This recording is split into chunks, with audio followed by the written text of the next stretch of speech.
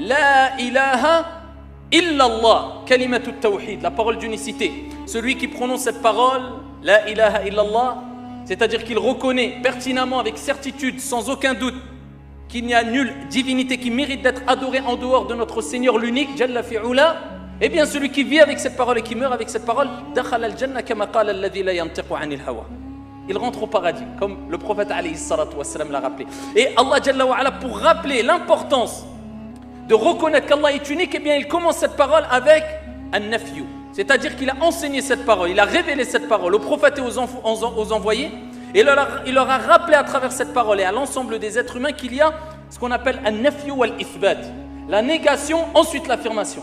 Parce que quand il y a dans une parole, dans une phrase, une affirmation qui est précédée d'une négation, eh bien cette négation appuie l'affirmation. D'accord ? Ce n'est pas pareil de dire Zayd est dans la salle que de dire personne est dans la salle si ce n'est Zayd. Parce que si tu dis Zayd est dans la salle et tu mentionnes que l'affirmation, c'est possible qu'il y a Zayd et Mohamed et Karim, etc.